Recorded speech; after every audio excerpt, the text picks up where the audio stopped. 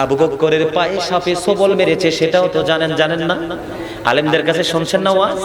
বন্ধু, এখানে সবচেয়ে বড় রহস্যময় প্রেম রে। অবজারভেশন, গবেষণা শুরু করতে লাগলাম। সাপ কি চিনল না আমাদের ইসলামের প্রথম খলিফাকে? সাপ কি চিনল না আমার নবীর প্রিয় সাহাবী আবু বকরকে? সাপ কি চিনল না সে আল্লাহর প্রিয় হাবিব, হাবিবুল্লাহর সফর সঙ্গী?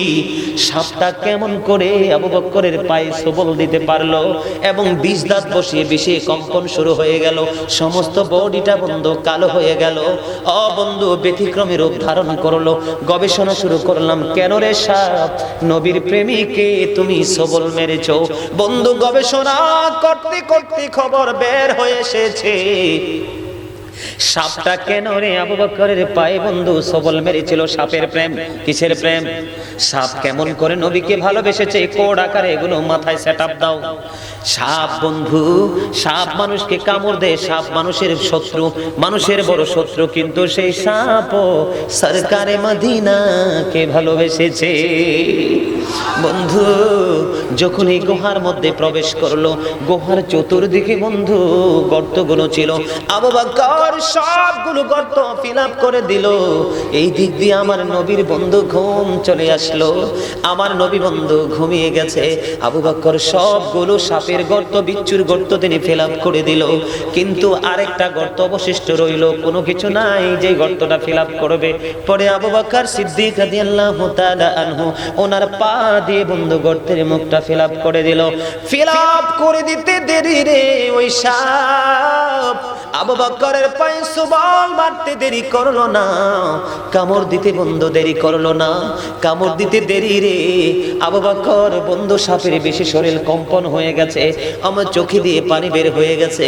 চোখের পানি আমার নবীর উপর পড়লো, নবীর ঘুম ভেঙে গেল।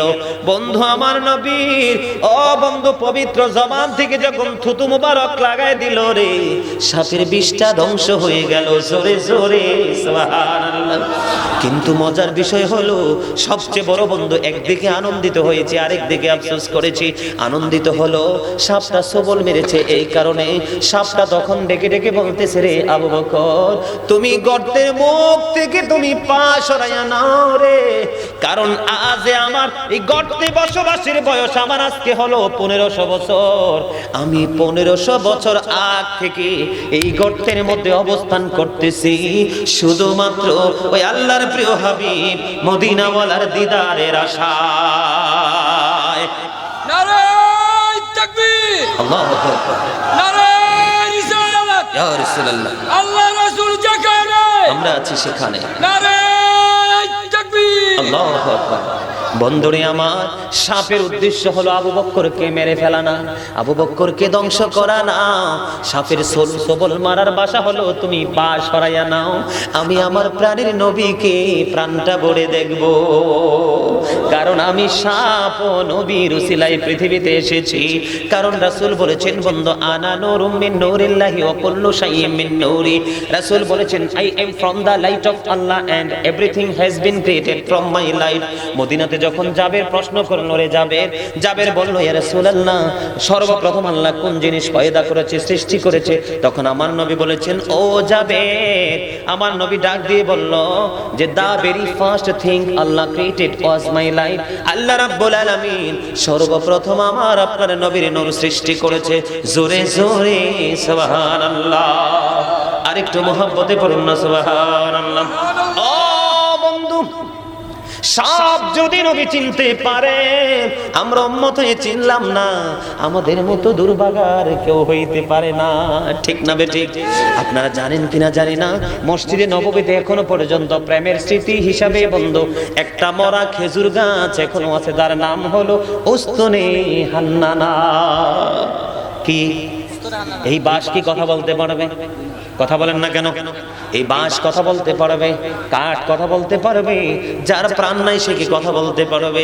কিন্তু বন্ধু, নবীর প্রেমে মরা খেজুর গাছ কথা বলেছে। মসজিদে নববী বন্ধু নিচে কদম দিয়েছি।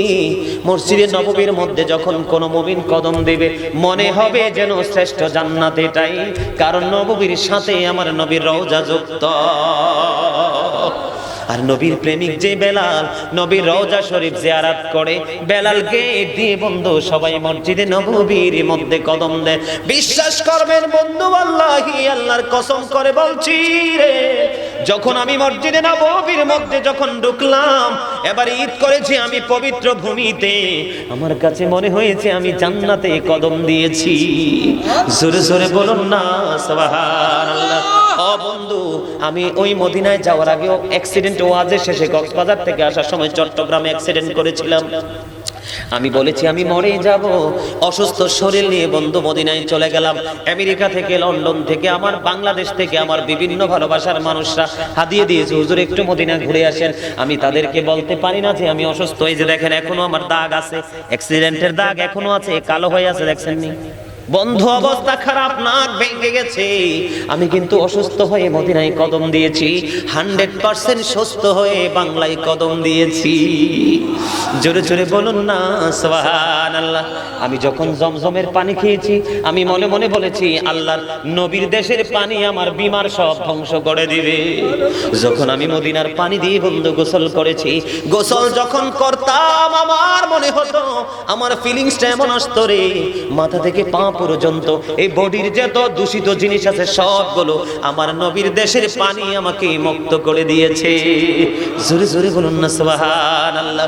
বন্ধু মসজিদে নববীর মধ্যে তখনও বন্ধু মিম্বর হয়নি, যখন মসজিদে নববীর মধ্যে মিম্বর হলো, মা আয়েশা সিদ্দিকা রাদিয়াল্লাহু তাআলা আনহা থেকে বর্ণিত, মসজিদে নববীতে যখন মিম্বর হলো, হাসান ইবনে সাবিত কুফরিকে নিন্দা করে আমার নবীর শান মানকে উচ্চ মর্যাদা দিয়ে সরে সরে ছন্দে ছন্দে নাচ পরিবেশন করেছে। জোরে জোরে বলেন সুবহানাল্লাহ। আমার নবী খুশি হয়েছে। কি হয়েছে? আমরা কি গজল গাই না? কথা বলেন না কেন? আমরা গজল গাইনি? চেয়ারম্যান সাহেব পক্ষে নি গজলে 100% আলহামদুলিল্লাহ বলেন। আর লাগে কি মিয়া? চেয়ারম্যান যদি এই ইউনিয়নের চেয়ারম্যান যদি গজলের পক্ষে হয়, গজলের বিপক্ষে আর থাকবে কি? ঠিক না বলেন? চাইলেও চেয়ারম্যান সাহেবের সামনে বিরোধিতা করা সম্ভব নয়, কারণ সাচ্চা আশিকের রাসূল। ঠিক কিনা বলেন? আমি নবীর আগমন নিয়ে কিন্তু অনেক গজল লিখেছি, আমি কিন্তু একজন রাইটার।